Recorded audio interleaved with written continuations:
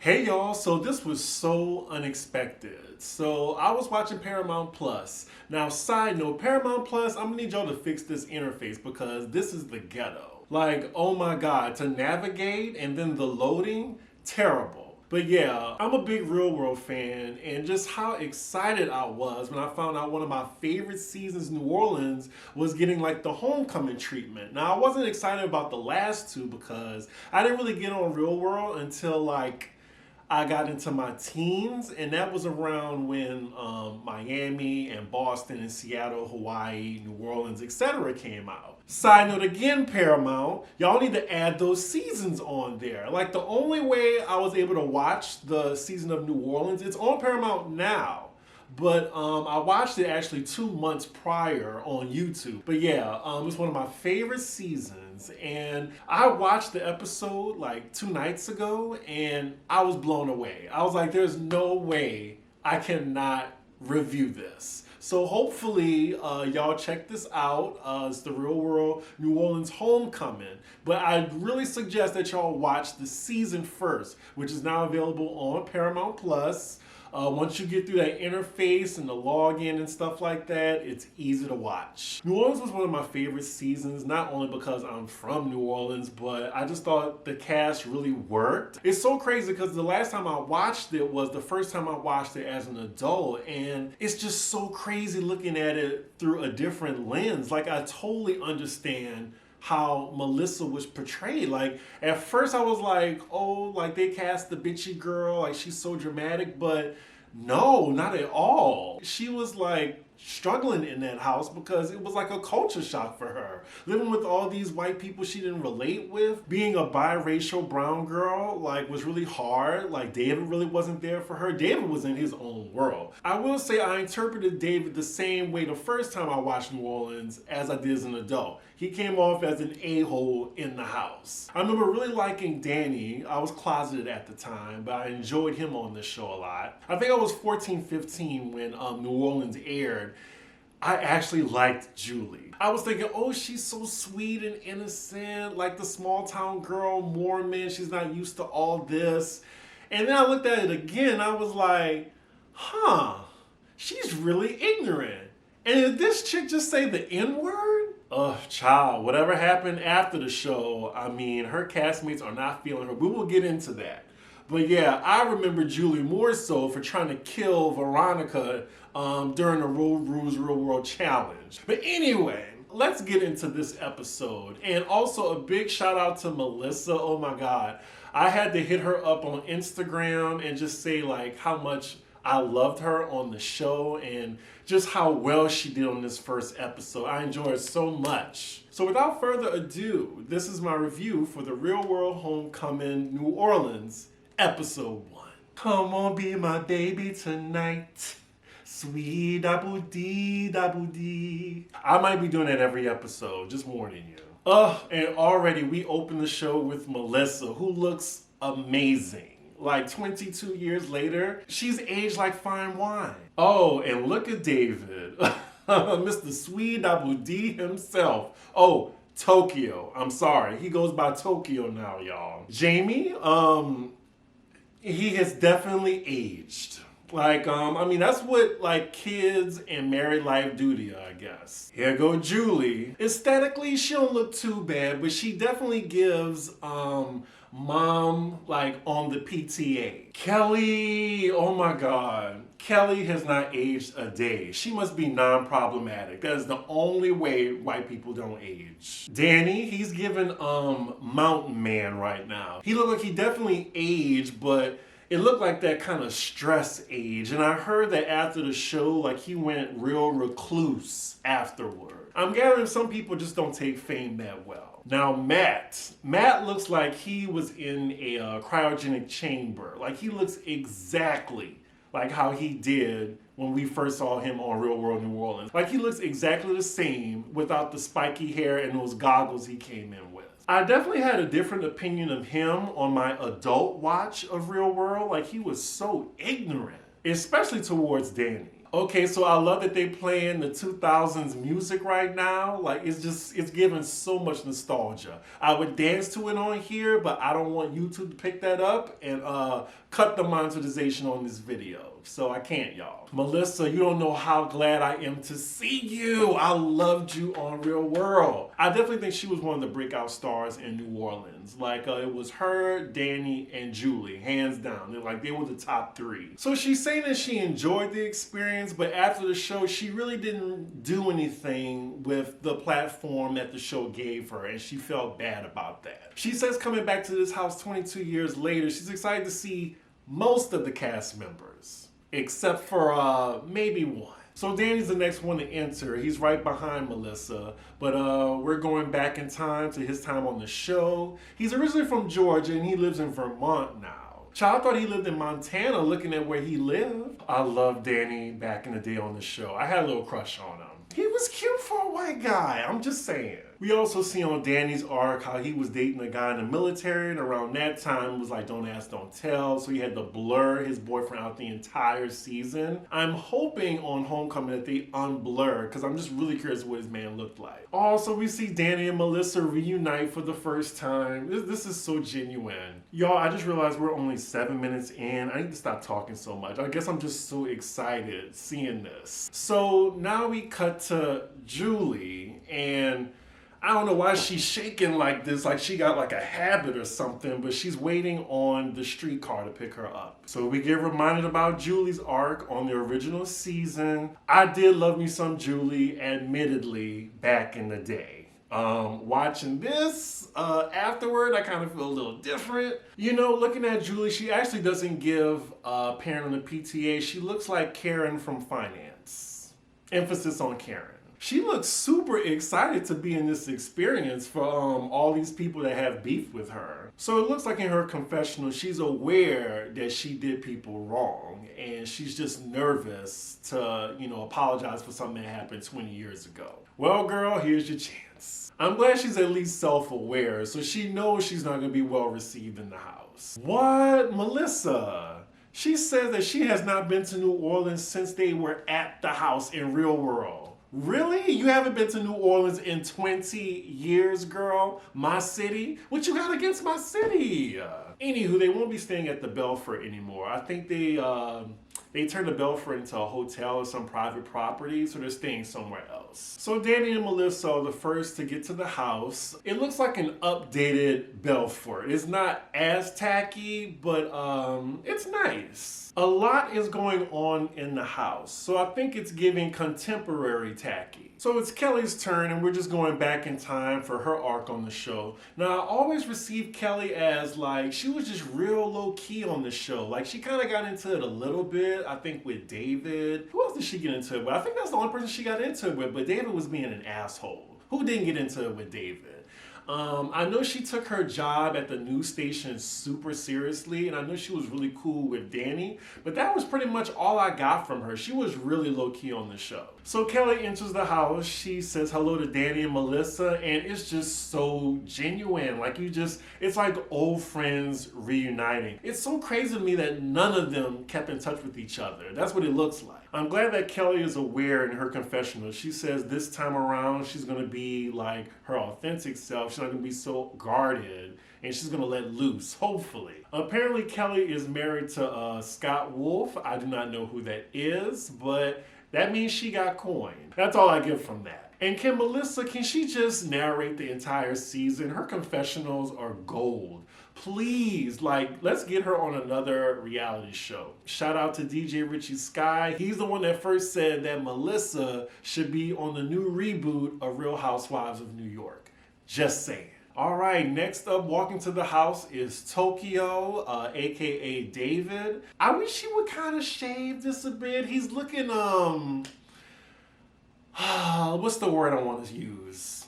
The unkempt beard just makes him look a little bit destitute. Tokyo is definitely giving an alternative vibe, especially with this drum major jacket he has on. We know that David was the asshole of his season. He didn't make any attempt to have any relationship with the other cast members. He was the only other person besides Melissa who was of color. And you would think they would bond together at some point. They did not. And of course, once filming wrapped, he didn't stay in touch with any of his castmates. Now, I will say that Tokyo, aka David back in the day, he could get it. He could get it, as long as he did not talk. Because David was fine.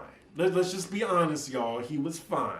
He was just an asshole. Yeah, on the flashback, David has got into it with everybody in the house. Everybody. So Tokyo gets to the house and he is actually well received. I mean, and he's giving long hugs. Oh, Melissa and Tokyo. I'm gonna be going back and forth. I'm sorry, Tokyo. So Melissa and Tokyo embrace, and it's genuine. I love seeing this. Melissa's writing her confessional, like, Tokyo, that is a whole new person from Sweet Abu D David.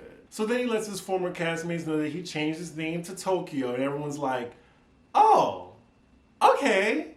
And he didn't legally change his name yet to Tokyo. He just prefers to go by Tokyo. He explains a little later, but we'll get to that. Everyone is just shocked because this is not the David they remember. Like, this is a completely different person. This is Tokyo. Whoever edited this show, they are killing it with the 2000 songs. I am just nostalgia overload right now. So next up is Matt. He's on his way into the house. So we get a flashback of his arc on the show. He was the, no, I'm not going to have sex. I believe in abstinence. I'm waiting till marriage. He says he continued on that path and he met the right one. When I first watched, I thought he was cool or whatever, but I really didn't pay attention to him or Jamie or Kelly that much. Like, he was just there. But I did notice that he was just as sheltered as Julie was, and he kept giving Danny a hard time about his sexuality. So when he says hello to all his former castmates, they're all just gagged that he looks exactly the same. Like, his skin is tight. The first thing Melissa tells him is, what is your skincare regimen? Matt also lets his cast know that he has 6 kids. Wow. He did wait long enough. So once he met his girl, like, shit, I see why. So next up is Jamie entering the house. All I know about Jamie was he was the token frat boy white guy that they usually had on Real World. I didn't really pay attention to his arc at all. So it looks like Jamie is pretty much the same, aside from him just, aging very rapidly. Like, everyone definitely doesn't say, oh, Jamie, you haven't changed a bit.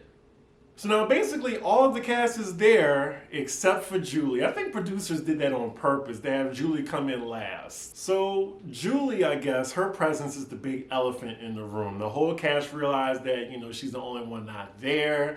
You see Danny and Melissa's face and it's giving fuck that bitch. So Danny's telling us his beef with Julie. Apparently, like, they were both booked for something and Julie and her agent trashed him and he didn't get the gig. And I think that was the last he ever saw of Julie. And now we get to Melissa's gripe with Julie. So last time she saw her was in 2003 on the Challenge Battle of the Sexes. And I guess she found out that Julie was doing some shady shit, called her ass out, cursed her ass out, and I think voted her ass off. The way Julie's just walking up to this house, she looks like a ball of anxiety and franticness. This is so dramatic as she's walking in the door. This music, dun, dun, dun, dun, dun, dun, dun, dun, dun, dun, dun. Okay, we get it. It's a tense moment. But thank you, production, for that musical score. So everybody greets her with a hug, and Kelly saying in her confessional, Julie was a big part of the show, which she was. I would say, like, she got most of the camera time on Real World New Orleans. She hugs David, and first thing she says, I'm so sorry. I'm so sorry. Save it, girl. Save it for later. Danny feels awkward as shit right now. He's like, she immediately apologized to me as soon as she hugged me. But he tells her we can talk about it later. He's being really polite right now. Like, Julie is just doing the most already. She has not changed a bit. But my girl Melissa is like, she ain't fake at all. She's like, hi. So the cast is pretty much picking their rooms right now. It's gonna be very interesting seeing Tokyo, aka David, keep reminding people that his name is Tokyo every 5 minutes. So now we have all 7 original castmates. They're all just out talking now. And I think the first topic of conversation is, why did David change his name to Tokyo? So Tokyo's reason for the name change is he's become so immersed in the Japanese style of writing that he just had to take on the name Tokyo. I will say, from the outside looking in, it's like, okay, I'm gonna rename myself behind a culture that's not mine. So it's almost like a Japanese person renaming themselves Hakeem. That's what it looks like. I don't know, like, if you disagree with me, let me know in the comments. But hey, his name is Tokyo, I'm gonna call him Tokyo. So it looks like Tokyo is also doing YouTube. He still does music and other things. And on here, he looks more like himself than a professor who was living on the street for 2 months. I want Tokyo to get a haircut so bad. I'm sure there's a fine black man under there somewhere. So Tokyo brings out an old magazine that he kept. I forgot the name of it. Was it Entertainment Weekly? Something along the lines of that, where he preserved it and he's showing the cast that, and they're just reminiscing right now. Uh-oh, tense moment. So I think in the article, or somebody brought up that at the end of when Real World New Orleans initially wrapped, Julie and Melissa were supposed to move to LA together. And it looks like that did not happen. So now they're disputing on what actually happened. Melissa said, I moved to LA. You moved to Orange County. Julie is telling Melissa, you don't remember me going to your house in LA? Melissa's like, no. Honestly, I'd like to forget memories about a bitch I can't stand too. So I get it from Melissa's perspective. So Julie feels a kind of way because she just feels like she was completely erased. But I just think that Melissa and Julie really need to talk out their differences immediately before they can even have a normal conversation. So after Julie's little mini walk off, the energy amongst the group is really tense. And then we see on the TV in the living room that there was an incoming message. So everyone moves to the living room. So the TV is basically playing, like, you know, the greatest hits from the season, all the cast, what they did after. I mean, we see Julie talking to Bill Maher. We see Melissa on TV. Like, I remember always during the season, a little bit of time afterward, the cast would be like the it stars on MTV, or you would see them everywhere because Real World was like that show back in the day. Wow, I forgot that some of the cast, they were like VJs for a minute. Like, MTV really put their cast to work. Damn. And then the TV, they're showing like how close Melissa and Julie was, and young Julie saying, I don't want nothing to ever come between me and Melissa. So Julie starts crying as she's watching. And I just know that we're about to get into that conversation immediately after that video goes off. So Julie brings up again to Melissa, you really don't remember moving to LA with me? And Melissa's like, yes, I remember us both going to LA, but the thing is, like, you did something really bad to me, so it's hard for me to remember the good times with you. So this is Melissa's chance to let Julie know what she did. Melissa is really taken aback that Julie's just pretending like she don't know why she's mad at her. So according to Melissa, Julie did some shady shit behind the scenes, like again that she did with Danny. Basically was messing with Melissa's money. They were supposed to do like speaking gigs, and somehow Julie got Melissa kicked off that event. Of course, Julie doesn't know what Melissa is talking about. Melissa's like, I got emails forwarded from my agent of what was wrote about me. Julie in this moment refuses to take accountability. She's like, I had multiple agents trying to get me multiple jobs. It wasn't me. Like, what are you talking about? And now Julie's trying to marginalize how Melissa feels in this moment. Oh, if you feel this way about something that happened 20 years ago, I'd rather you just say you fucking hate me. And thank you, Danny, for interrupting her. Like, well, actually,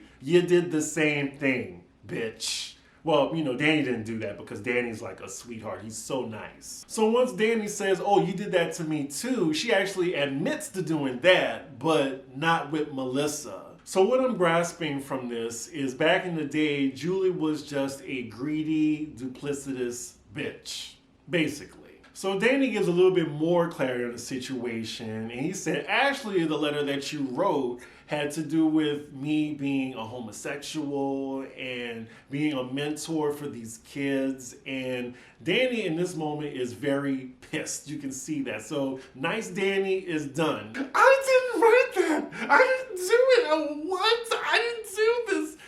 Here we go. White women using white tears for sympathy. It's just so annoying seeing Julie cry. Like, you're the one who did this. Just own up to it. If anything, Danny and Melissa should be the ones upset. We're getting a lot of flashbacks in case people don't remember New Orleans or didn't have the chance to watch it. I did. They had a really close bond. Well, Danny and Melissa were both really close with Julie. So yeah, if a friend like that backstabbed you and you went through this whole experience with them, I would be hurt. Danny is letting Julie have it right now. Melissa's just like, the tears are just flowing with Julie. Like, girl, just admit it. Like, just be accountable for your actions and move on. Thank you, Melissa. Oh my God. She's like, for 22 years, you did not acknowledge it. You didn't apologize. And now you're the one sitting here crying when we're the aggrieved party. And not her holding Tokyo's hand like,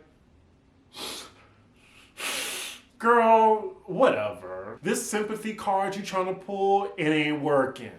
Melissa is just carrying herself so well in this situation. She acknowledges that she's the only female of color in the room, and she runs the risk of calling her out on this as being bitter and angry and jealous. Kind of like how she was portrayed a little bit in the original season. She's talking calmly, and she said, you know, I just put up boundaries. I am not holding a grudge against you. Melissa says, and to top it off, you did that to two marginalized people. You did it to a gay person and a person of color. Now, Julie doesn't like that. She's like, oh, well, what are you trying to call me? Homophobic and racist? She didn't say that. What she's saying is, like, you, a white person, a white female, took advantage of two marginalized groups. Like, you used your privilege in the most worst way. Y'all, this is a real conversation. This was riveting when I first saw it. Good old Matt, he trying to smooth it all over. He was just like, well, is it possible you can let Julie know?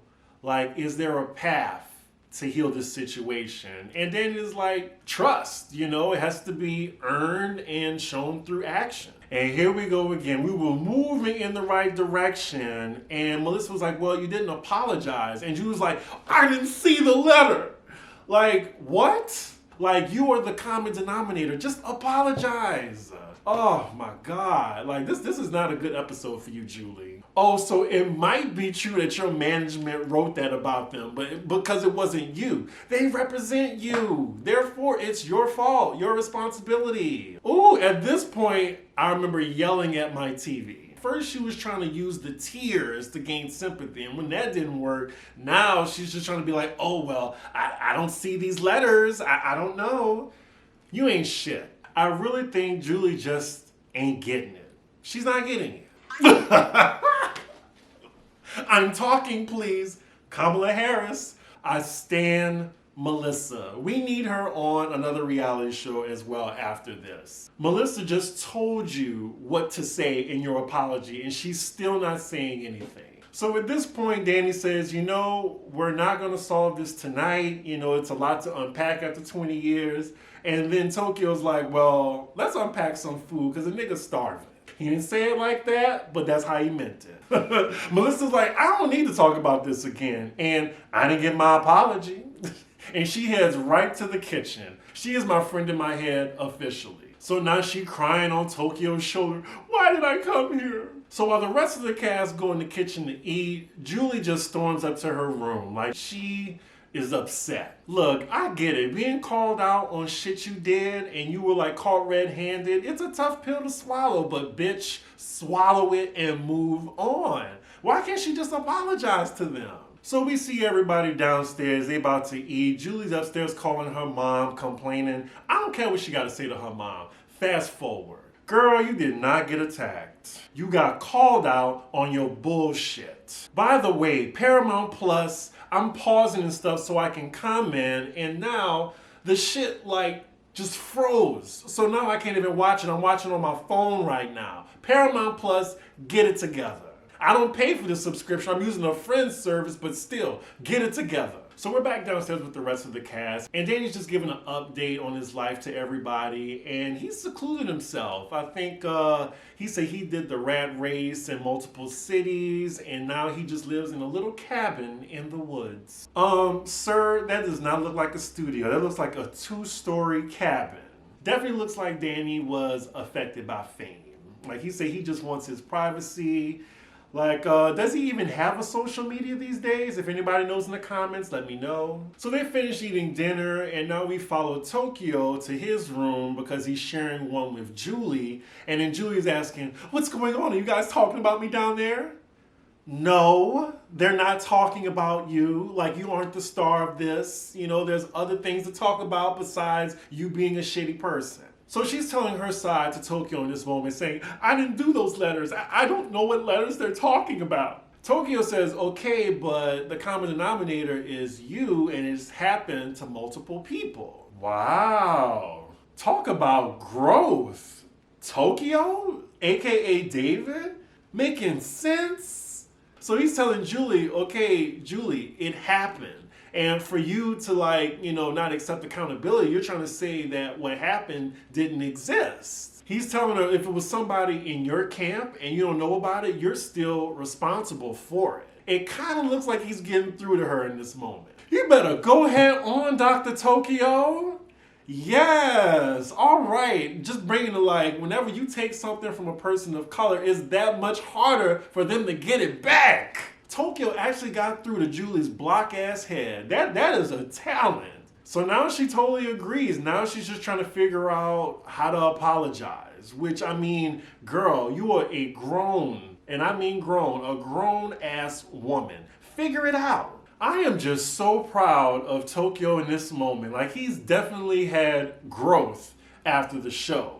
Unlike Julie. Wow, like that was a really powerful moment. I enjoyed that. Even though, you know, Julie is an asshole, like I really do want her to like actually realize you hurt these two people. So it looks like the battery has been put into Julie's back to go down and apologize to Melissa and Danny. Okay, so we see Julie heading up to Melissa's room. The way she's just trepidatiously walking up to Melissa's door.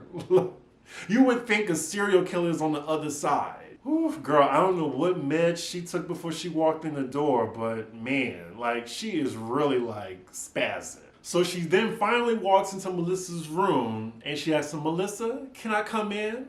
And then that is where the episode ends. I literally yelled at my TV, was like, no, they cannot end it right there.